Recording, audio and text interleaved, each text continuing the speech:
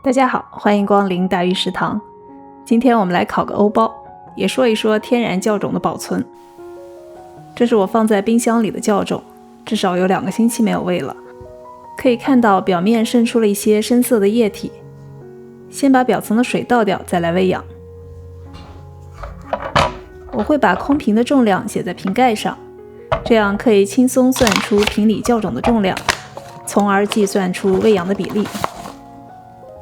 说到喂养比例，我个人觉得不太重要，多点少点都行，1:1:1、1:2:2，甚至更高的比例都是可行的。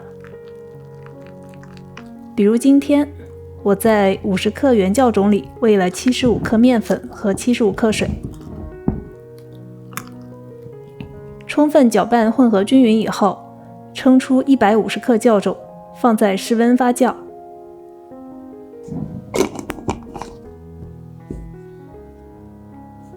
剩下50克放在冰箱冷藏保存。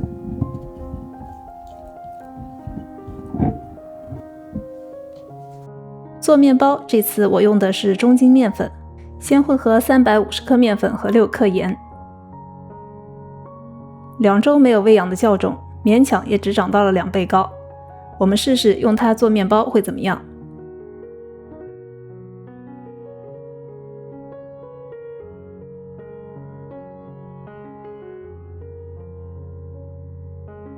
加入240克水，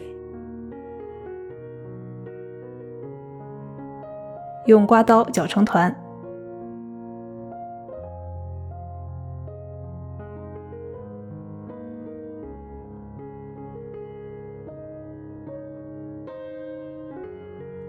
室温放置半小时。半小时后，面团有了一定的筋度，我们对它进行一次拉伸折叠，把手指沾湿就不粘手了。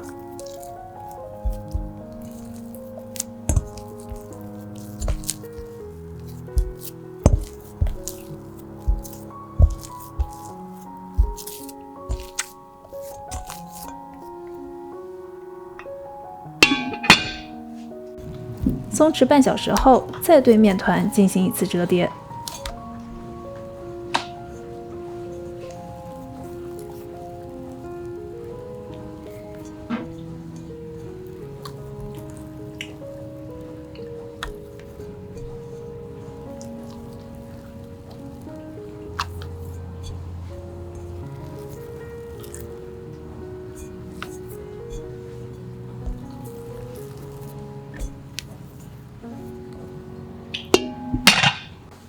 为了让面包更香，第3次折叠的时候，我放了30克黑芝麻。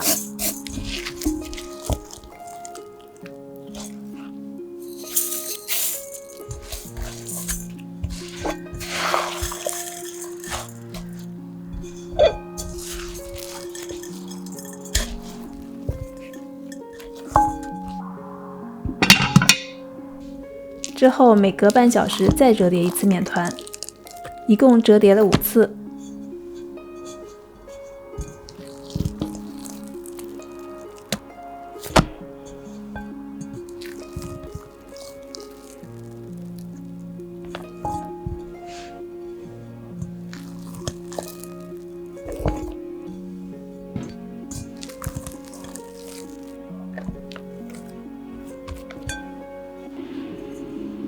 从混合面粉到依次发酵完成，花了5个小时，跟用活跃的酵种相差不大。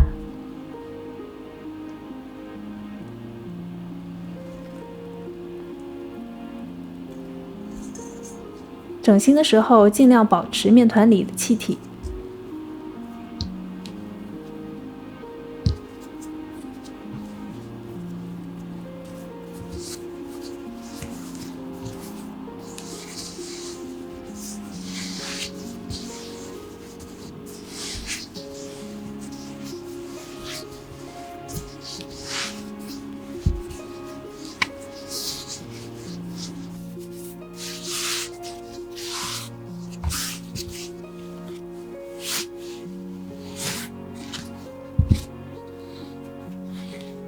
最终发酵在室温下进行，室温25度，时间40分钟左右。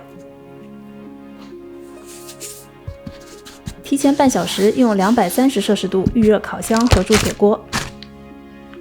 发酵完成时，用手轻按面团，会有回弹。用锋利的刀片在面团侧面划一刀。室温发酵的面团割包会有一点难度。如果发酵刚刚好，自然是最好。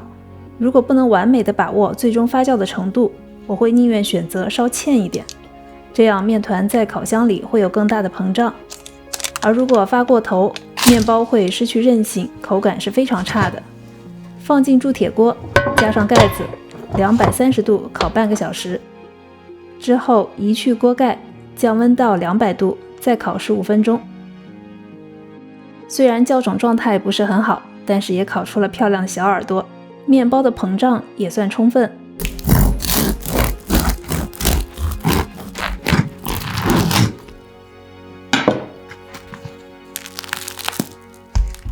内部组织也很不错，芝麻分布相当均匀。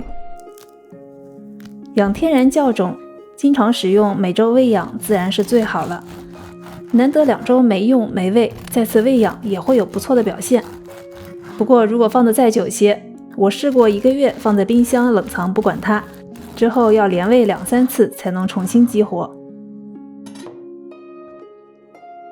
如果这个视频对你有帮助，请帮忙点赞。也欢迎订阅我的频道，还有更多的美食和你分享。感谢收看，我是大鱼，我们下期再见。